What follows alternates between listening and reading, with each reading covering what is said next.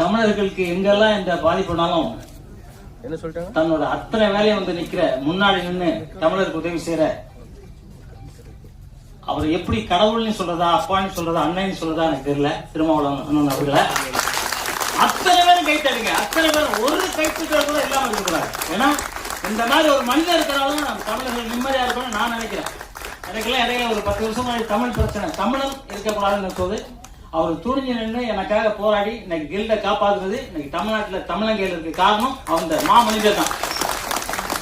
அந்த மாதிரி மனிதன் கூட நின்று பேசுறதுக்கே எனக்கு பெருமையா இருக்கு, சந்தோஷமா இருக்கு. அவர் நீண்ட ஆயுளா இருக்கணும், எனக்கு ரொம்ப ஆசை ஒன்று இருக்கு, அந்த இடத்துல சொல்ல முடியல, அவர்கிட்ட தான் சொன்னேன். அந்த ஆசை நிறைவேறணும் நான் இறைவன்கிட்ட வேண்டிக்கிறேன். அதே மாதிரி வேல்முருகன் அண்ணன் அவர்களுக்கும் வந்து, ஏன்னா தமிழர் அப்படின்னா இந்த இலங்கை இந்த இரவு பறவை படத்துக்காக அவங்களை கூப்பிட்டு சரியான ஒரு 2 பேரை தேர்ந்தெடுத்திருக்காங்க. மிக மிக அற்புதமான ஒரு 2 பேரை தேர்ந்தெடுத்திருக்காங்க. நான் கூட இப்ப கோவாவில் இருக்கணும், ஆனா அங்க வந்தது காரணமே இந்த 2 சிங்கங்கள் இருந்திருக்கு. இந்த சிங்கம் கூட நாங்க நிக்கணும் தான். ரொம்ப சந்தோஷமா இருக்கு. இந்த படம் ரொம்ப அற்புதமா இருந்துச்சு.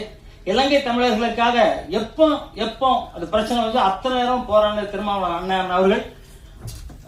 அது வந்து எல்லாருக்கும் நம்ம எல்லாருக்குமே தெரியும். அவன் ஜெயிச்சவா தோத்த மாட்டேலாம் நமக்கு தெரியாது, ஆனா ஜெயிப்போம். தவறு இருந்தா என்னை மன்னிச்சுக்கோங்க.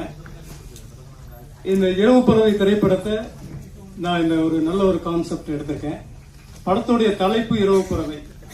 இந்த இரவு பறவைனா இரவுல இரையை தேடி பறந்து அதை இரையை தேடி கொண்டு வந்து சாப்பிட்டு அது உட்கார்ந்து பறக்கிற பறவை இல்லை. இது இரவு பறவை.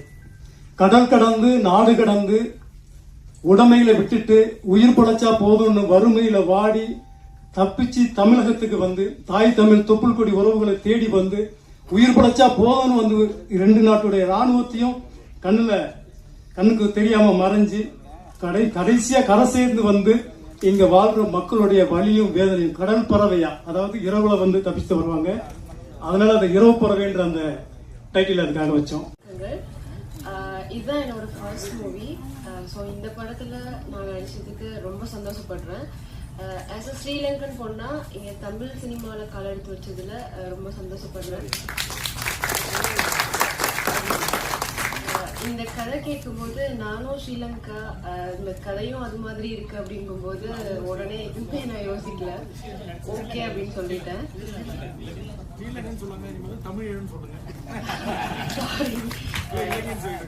இலங்கை பெண்ணா இந்த படம் நடிச்சதுல எனக்கு ரொம்ப ரொம்ப நன்றி.